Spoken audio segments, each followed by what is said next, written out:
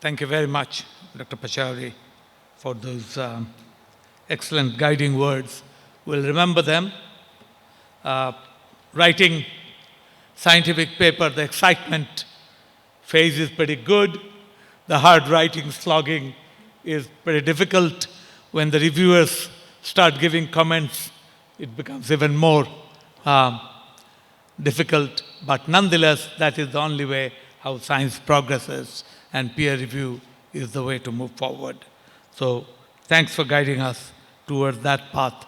That has been a theme across and during this period, as we discussed. We have come pretty much to the end of our 8 days meeting here, and it is my turn to say a few things. Let me just tell you two stories. The first story is what I called the climate child.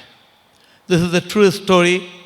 Sida cyclone affected the coastal area of Bangladesh and devastated about half of Sundarbans. Really, the Sundarbans was very badly affected. There were enough dead animals, but it affects the human beings very badly in that area too. So, the highest velocity of this cyclone was 274 kilometers per hour, almost unprecedented in these parts ever. And just at that time, there was a crew of 48 international journalists on a boat by the program livecast by BBC, a series of 12 programs in BBC across the world called Boats on the Rivers of Bangladesh. And we were in the coastal area, and there was one shot where I was telling the journalist that if all the predictions are true, then if there a future cyclone comes, it is likely to have much higher velocity. So when the cyclone hit, BBC was showing me, saying that on the other side, tremendous disaster and the losses that was taking place. I called up BBC to stop that, saying, scientists do not predict in that way. It is just a projection, an idea, a sort of modeling. It's not real projection. So please cut it out. But anyway, that cyclone had affected that area. I'll tell the story of a little child in that cyclone. Cyclone had reached this velocity of 270 plus kilometers. A family of husband and wife and young child of 6 years, a daughter, was reasonably comfortable in their village in the coastal area. With this velocity, tremendous, the house was shaking, and the husband, being head of the family, could not decide whether it is right to leave the house or stay in the house because the house could fall. So what he did, he picked up the daughter, ran out and saw that tremendous velocity, house was about to fall. He left the daughter, assessed a big tree, looked at the direction of the wind, put the daughter behind the tree against the wind direction so that she is protected. And the house was just creaking and falling. He ran back to get his wife, managed to bring his wife back. Unfortunately, that daughter was flown away by the velocity of that cyclone. I have met that couple. That is the phase of climate change. That, I'm sorry, it's a bit morbid, but let's get to the realities. That's what's going to happen more and more and more. Different places. Dr. Pachauri just mentioned the 4,000 additional deaths in Andhra due to heat waves, but many such children. They did not cause the problem. That family did not emit greenhouse gas. They use 1.5 hours to 2 hours of a candle wick of a lamp in the evening. That's their greenhouse gas consumption. 1/100th of average OECD citizen. Now let me go to the second story. It's about the traveling mother. From El Salvador, one of the NGOs, like we are, many of us, was transferred to Senegal in a posting. So the wife was following him later, and she was in advanced stage of pregnancy.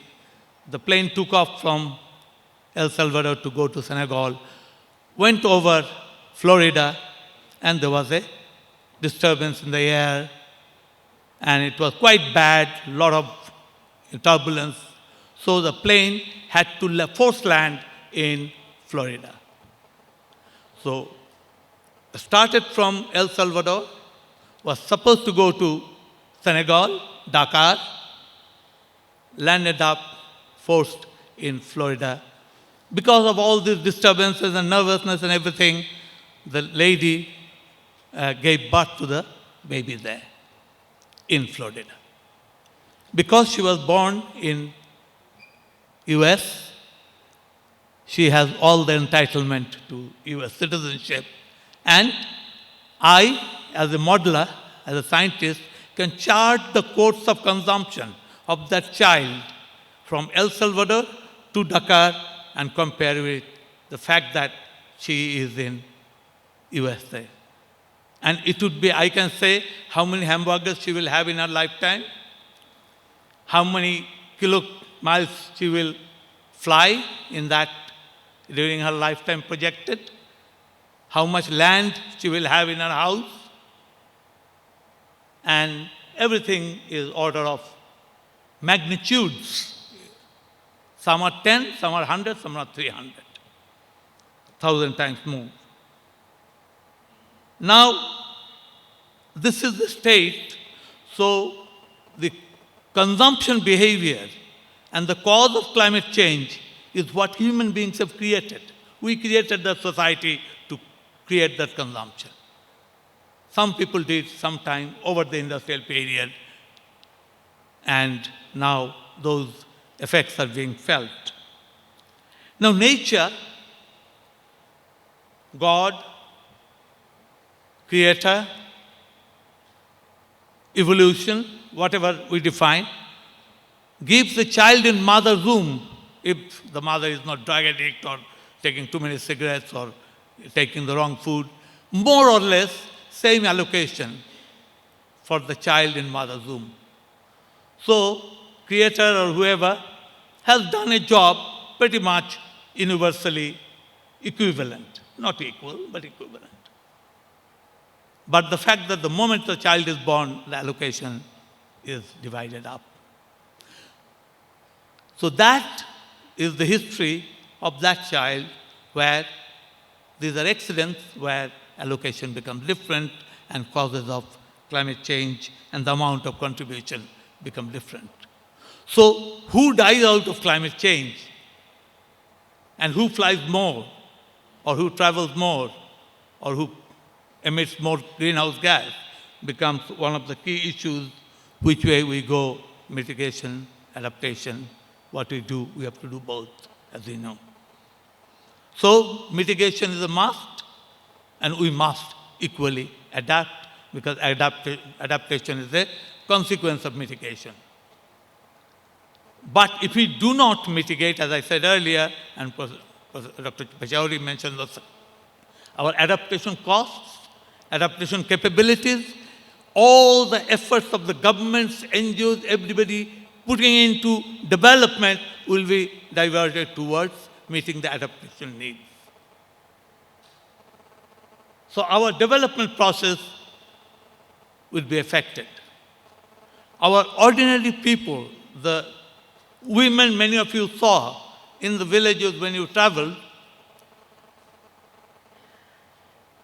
we are talking here about integration. Many of these households are women-aided households. That lady there, she is the health minister, food minister, energy minister, water minister, transport minister, health minister of that household. She is integrated. In the process of our governance, we disintegrate that. Then we call for integration. So integration happens at the local level, and people have been doing it. Our case for integration is pretty strong and has to be there.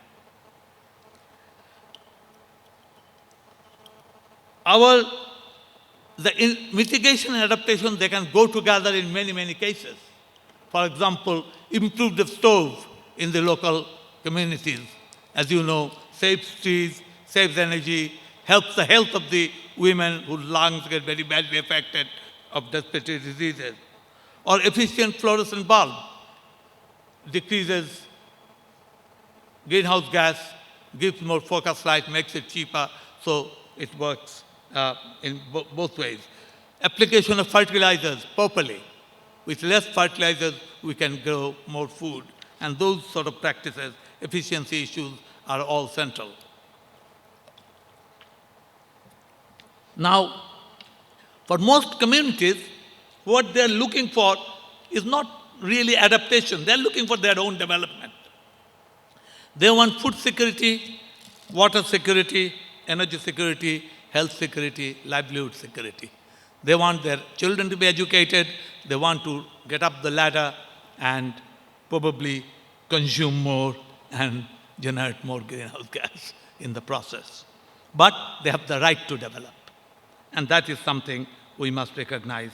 And that is the basis on which we must work in that sense. So whether it's disaster risk reduction or all the efforts we are putting towards Millennium Development Goals will be undermined by the impacts of climate change. So the poverty efforts that is being taken, and for many years when we started, Salim and I started BCS, and many of these activities were going on, many of our gurus, our peers were saying, why are you wasting your time in this climate change esoteric, someday it may happen, Why not focus purely on poverty reduction? And we said, we are doing that, but one day, if climate change is coming to be true, then many efforts on poverty reduction will be highly undermined by the impacts of climate change. And that's what we are seeing now. Health impacts, poverty impacts are becoming extremely visible, and also separating the societies, those who can adapt, those who have the money, the rich of the poor countries, the rich of obviously the rich countries, but also the rich of the poor countries and the poor of the poor countries. The poor are differentially and badly affected. So I think community-based adaptation, whatever name we call it, however you approach it, we do need the rigor, as had been mentioned. We need to replicate it many more times. We have to have the right knowledge, and we have to put it back, as Yusuf Nasif had said, to the negotiators in a way so that they get these principles right and understand it well. Our central issue on this, as we know, I think the community-based adaptation movement, if we want to call it, within the climate thinking or the activities going on across the world is moving on, and this conference is a testimony to that. Our first, second, third, fourth, if we follow the progress, we'll see people are appreciating it more, understanding and trying to develop the science. As Salim has rightly said, our Vietnamese colleagues will be in charge of the 2012 6th World Conference on climate change, on community-based adaptation. The 7th in 2013 will be held again in Dhaka, as we have already planned 1 year out somewhere else, second year in Bangladesh. And for 2013, we'll be preparing ourselves to do it in Bangladesh. I just want to raise one point which is not much discussed these days. Where are we going all this in the longer term? There is already a larger movement growing, which is on geoengineering and solar radiation management. Now, what is happening is our governments in their negotiation process have not done very well. They even live in the negotiating world, part of the government, live in a cocoon, in a world where they think, how clever they are in manipulating words is what matters. They don't realize they are being stupid.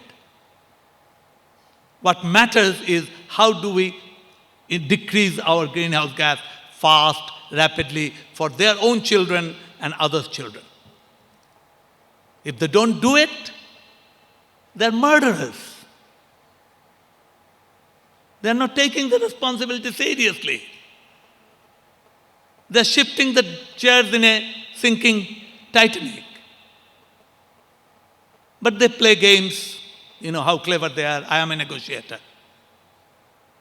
On behalf of the government, I have been negotiating as an NGO, and I see how clever they are. Oh, I have stopped that system. That world must change rapidly. If we don't, then the emergence of geoengineering and solar radiation management will become more and more eminent and evident. Royal Society, having been requested by the British Parliament, has set up a committee on solar radiation management. I happen to be a member of that committee. And in future, there will be clouds formed by pumping water into the high atmosphere, fine particles. These clouds would be formed to stop the solar radiation and then drop it at the place where there's drought. There will be cloud over Bangladesh. We will form it. Somebody else might want that cloud, so they will try to take that cloud away by seeding with silver iodide, silver bromide, and there is a possibility of cloud conflict, if not cloud war. Funny as it looks, those are the world ahead of us. Either we take ourselves seriously or leave it to these apparent, negotiators with whom we have vested our planet, and very often they are no more than jokers in this heavily packed world of conflicts. So I think we have to take it seriously and let them come and see. Talk to the hundreds of people who are working with the communities and ask them what the communities are demanding, what the communities are needing, how quickly do we need to stop climate change. And these are serious issues for the future. I just wanted to highlight that climate change is not a static dimension. When we started first climate change issues, and a seminal paper written by Anil Agarwal on equity in climate in a global warming world, most scientists said, don't disturb us with these equity issues and other issues. They are not the relevant ones. We are now trying to, it's a molecular issue. So it was an issue of molecules, then it became an issue of molecules plus dollars, then now it's an issue of molecules plus dollars plus human beings, plus misery, plus future, foretelling of a future which doesn't look very pleasant. This idea that the planet is being affected, the planet will be lost. No. Planet will not be lost. Planet will continue. It's the human species that is being threatened, and other species too. So that's where I think we have to go with this. And we as people working at the community level, working with whether it's disaster risk reduction, whether it's community adaptation, whether it's lowest level development, whether it's local government strengthening, all that come into this package of community adaptation, and we have discussed enough about that. I think I better stop there with respect to the issue of community adaptation and climate change. Let me, as an organizer, I have to say a couple of things and thank a few people, obviously.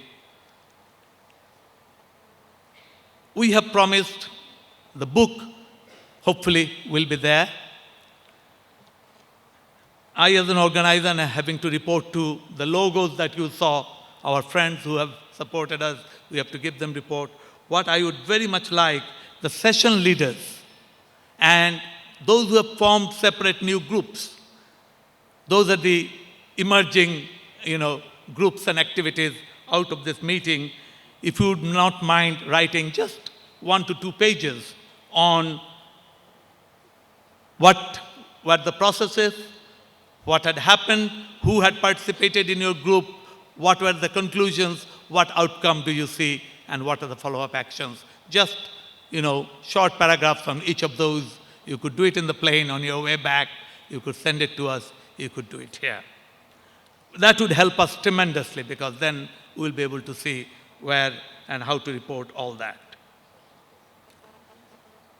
What was, for me, the greatest pleasure after we went through a bit of a uncertainty in the first inaugural session, which was not necessarily very good for blood pressure, but it's okay, we can take it.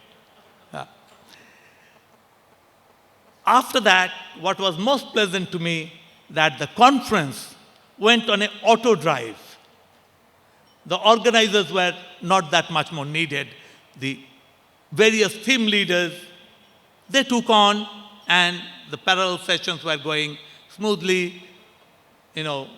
Only we had to provide various basics, but then the leadership, the enthusiasm.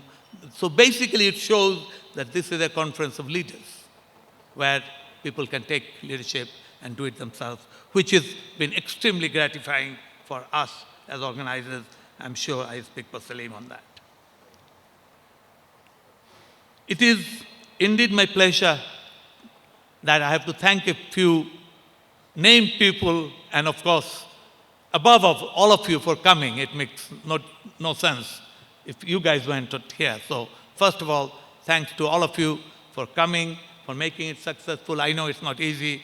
Some of you had not much trouble on visa and others, because our government has been so kind as to give a special visa on arrival to everybody who has been authorized, registered in this conference, if they didn't have an embassy in their country or otherwise. And the government has set up a committee with multiple ministries: Minister of Foreign Affairs, Minister of Home Affairs, the Chief of Police, the Chief of Immigration, the Chief of Civil Aviation. All that group has helped us to facilitate this. Many of you obviously do not know what happened behind the scene. Some of you, those who have gone to the field, you might have seen 1 or 2 people hanging around with you, and these were people from the police, trying to be sure that you go through the right route, you are taken care of, there aren't any unpleasant realities. And I'm so delighted. 300 people went to the field, 300 people came back, and came back hale and hearty, which was good. So thanks to all of you for taking the trouble. Hope we'll see you again in 2013 and many more. I have to thank the government of Bangladesh, particularly the Prime Minister, for coming and sharing her time with us, the Minister of Environment and Forest, the Secretary, Ministry of Environment and Forest, and somebody was saying they haven't seen many government people. There has been many, many government people, from the Disaster Management Bureau to the local government people, Water Ministry, Agriculture Ministry, Forestry Ministry. There has been a lot of people from the government, but they were the hosts, so they didn't assert themselves that much. It is the place. So they were there, and they have been very, very active in helping us, doing lots. So I'm most grateful on behalf of the organizers, and I'm sure on your behalf, to the government of Bangladesh. And if you won't mind joining me to give a hand to the government of Bangladesh.